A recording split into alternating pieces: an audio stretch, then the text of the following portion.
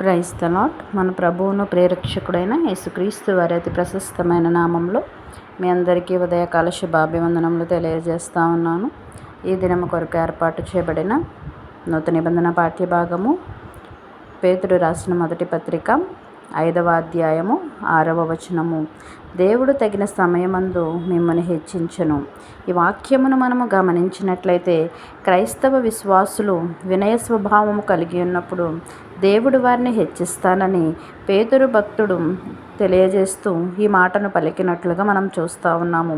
నా ప్రియ సహోదరులారా, అహంకారము లేకుండా ఇతరుల బలహీనతలను సరిగా అర్థం చేసుకొని తాను సాధించిన దానికి వచ్చే మెప్పును ఇతరులకు దేవునికి ఆపాదించే మనస్తత్వం కలిగి ఉండడమే దీన మనస్సు. ఆ దీన మనస్సు నేడు నీవు కలిగి ఉన్నట్లయితే తప్పక దేవుడు తగిన సమయమందు నిన్ను హెచ్చిస్తానని ఈ యొక్క వాక్యము ద్వారా మాట్లాడుతూ ఉన్నాడు. నా ప్రియ సహోదరులారా, దేవుడు మనల్ని హెచ్చించాలంటే మొదటిగా తగిన సమయము వరకు ఓర్పు కలిగి ఉండాలి.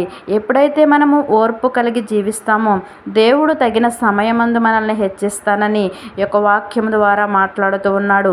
యెహోవా కొరకు కనిపెట్టుకుని ఉండి ఆయన మార్గములను అనుసరించమని దేవుని యొక్క వాక్యము సెలవిస్తూ ఉన్నది.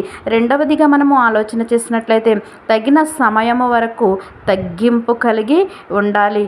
యెహోవా యందు ఎవరైతే తగ్గించుకుంటారో, ఆయన ముందు తగ్గింపు స్వభావము ఎవరైతే కలిగి ఉంటారో దేవుడు వారిని హెచ్చిస్తానని ఈ యొక్క వాక్యము ద్వారా మాట్లాడుతూ ఉన్నాడు.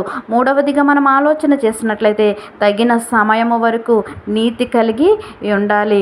ఎవరైతే యెహోవా యందు నమ్మిక ఉంచి తగ్గించుకొని నీతిని ప్రేమించి దుర్నీతిని ద్వేషిస్తారో దేవుడు వారిని వారి తోటి వారి కంటే కూడా వారిని హెచ్చించి ఆనంద తైలముతో అభిషేకిస్తానని ఈ యొక్క వాక్యము ద్వారా మాట్లాడుతూ ఉన్నాడు. నా ప్రియ సహోదరులారా, దీన మనస్సు కలిగి మనము తగ్గింపు కలిగి తగిన సమయం వరకు మనము ఓర్పు కలిగి నీతి కలిగి ఎప్పుడైతే జీవిస్తామో దేవుడు తగిన సమయంలో వారిని హెచ్చిస్తానని యొక్క వాక్యము ద్వారా మాట్లాడుతున్నాడు.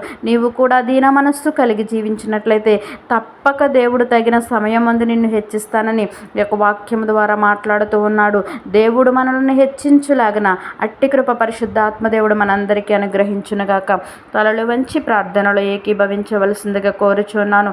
మహోన్నతుడును మహాగణుడమైన మా ప్రియ పరలోకపు తండ్రి, నీ ఘనమైన శ్రేష్టమైన నామానికి లెక్కలేని వేలాది స్తుతులు స్తోత్రములు చెల్లిస్తా ఉన్నాము ప్రభువా.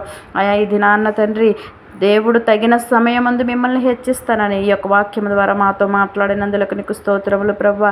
ఎవరైతే దీన మనస్సు కలిగి ఉంటారో, ఓర్పు కలిగి ఉంటారో, తగ్గింపు కలిగి ఉంటారో, నీతి కలిగి జీవిస్తారో వారిని హెచ్చిస్తానన్నావు.